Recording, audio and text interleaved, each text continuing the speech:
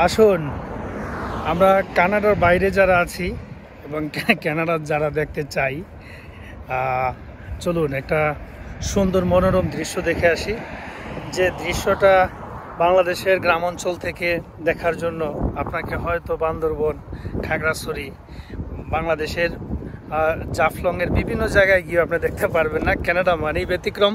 Canada এমন একটা দেশ, যে দেশটা আমেরিকা থেকে বড়, যে দেশটা রাশিয়া থেকে বড়, যে দেশটা অস্ট্রেলিয়া এবং চীন থেকে বড়।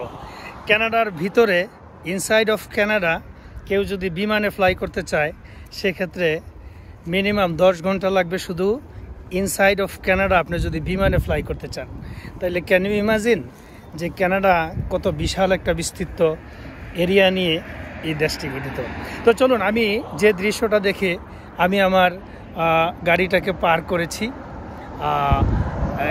যেটা দেখানোর জন্য, সেটা হচ্ছে যে দেখেন এই সামনের যে গাছগুলা দেখতেছেন, এই গাছগুলা সম্পূর্ণ ছিল মৃত প্রায়। এগুলার একটারও কোনো প্রাণ ছিল না। সেটা বেশি না, 2 মাস আগেই এই গাছগুলার কোনো প্রাণ ছিল না, খুব মৃত অবস্থায় ছিল যে গাছগুলা দেখতেছেন। এই একটা গাছেরও পাতা ছিল না, এবং অর্থাৎ স্নোতে সবগুলা গাছ মরে গিয়েছিল। এবং আল্লাহ কি না পারে দেখেন, সবগুলা গাছ আবার পুনরায় জীবন্ত হয়ে গেছে এবং আবার প্রাণ ফিরে পেয়েছে। সবুজে শ্যামলে শস্যা শ্যামল একটা কথা আছে, সে চরণটাও ভুলে গেছি, পড়াশোনা থেকে অনেক দিন দূরে। তো যাই হোক, সেই সবুজ শ্যামলের দেশ হয়ে গেছে পুনরায় আবার সেই কানাডা। প্রত্যেকটি গাছে প্রাণ পেয়েছে। আমরা যখন উইন্টারে এই গাছগুলোর দিকে তাকাই তখন আমাদের মনে হয় যে হয়তো 70% বা 80% গাছ প্রাণ নেই, মরে গেছে। কিন্তু আবার যখন সামার চলে আসে, ঠিক সেই 1 থেকে 2 মাসের মধ্যেই প্রত্যেকটি গাছ 1% গাছে হয়তো, যে গাছের ডালগুলা ছিল অত্যন্ত নরম সেগুলা হয়তো টিকেনি, কিন্তু সবগুলা গাছে আবার পুনরায় পাতা গজায় এবং নতুন প্রাণ ফিরে পায়। যেমন আপনি এই একটা গাছের দিকে যদি ফলো করেন দেখবেন, যেমন এই গাছটার নিচের দিকের এগুলো পাতা আসছে, এবং যে উপরের যে ডালগুলো দেখতে পাচ্ছেন, আমি যেটা বললাম যে এই ডালগুলোর কিছু অংশ মরে যায়। মরার তো কথাই, কারণ 25, 26, 27, 28, 29, 35, 40 পর্যন্ত যেখানে আপনার আবহাওয়া থাকে, উইন্টারের যেই টেম্পারেচার থাকে, সে উইন্টারে আসলে বেঁচে থাকার মতো অবস্থা নাই। যেখানে ফ্রিজে থাকে 12 থেকে 14, সেখানে আপনার বাহিরে যেখানে মানুষ চলাফেরা করে সেখানে থাকে হলো টেম্পারেচার 39, 40, 35, 37 এরকম। আসলে বেঁচে থাকার মতো তো সিচুয়েশান নাই। তো দেখেন কানাডাতে যেই এরিয়া এবং কানাডার যেই জমিগুলো পড়ে আছে, আমরা গাড়ি চালানোর পর দেখি যে 5 মিনিট, 7 মিনিট, 8 মিনিট, 10 মিনিট গাড়ি চালানোর পর দেখি যে বাড়ি করা আছে, এবং বাড়িগুলো সারিবদ্ধভাবে করা আছে। এবং এমন কোনো বাড়ি খুঁজে পাবেন না যেই বাড়ির পাশে গাড়ি যাবে না, এবং যেই বাড়ির চতুর্দিকে রাস্তা নাই, এমন কোনো বাড়ি তারা করে না। বাড়ি যে যেখানেই করুক না কেন, যত হাজার কোটি টাকার মালিকই হোক না কেন, তাকে অবশ্যই সরকারের নিয়ম অনুসারে তাকে এখানে বাড়ি করতে হবে, ঘর করতে হবে। একটা বাউন্ডারি করুক বা তার বাড়ির সামনে গাছ লাগাক, ডিসিপ্লিনের বাইরে সে কিছুই করতে পারবে না।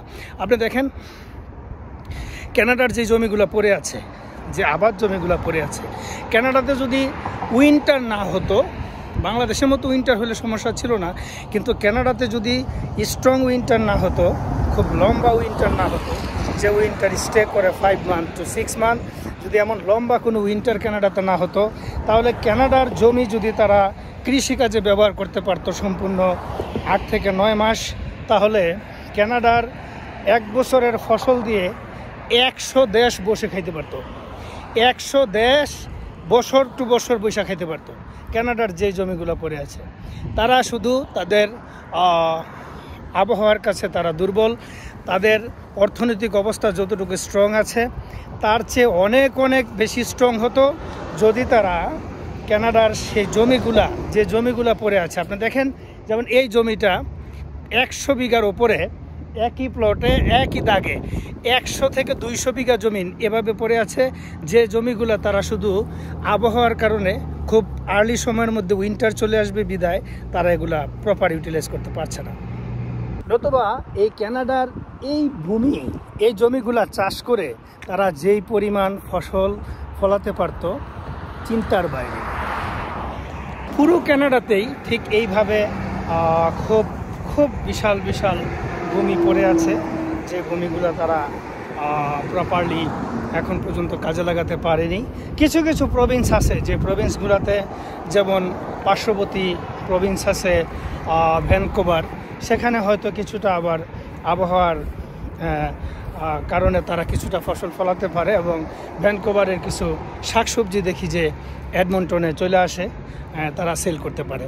তো দেখুন বিশাল এরিয়া কিন্তু পড়ে আছে, খুবই সুন্দর। প্রত্যেকটা বাড়ি সারিবদ্ধভাবে করা আছে। আমি বারবার বাড়ির কথা বলি কারণ খুবই ভালো লাগে যে তারা কত সুন্দর করে ডেকোরেট করেছে তাদের দেশটাকে। এখন অসম্ভব সুন্দর যে পরিবেশটা দেখে আমি আমার গাড়িটা থামিয়ে ফেলেছি, থামিয়ে আমি এই দৃশ্যটা নিয়েছি।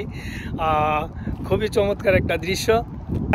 যাদের ভালো লাগছে তারা অবশ্যই সুযোগ থাকলে কানাডা দেখতে চলে আসবেন। যারা ভ্রমণ পিয়াসু আছেন তারা চলে আসবেন। সুন্দর দেশ কানাডা, ভ্রমণ করার জন্য চলে আসবেন। তো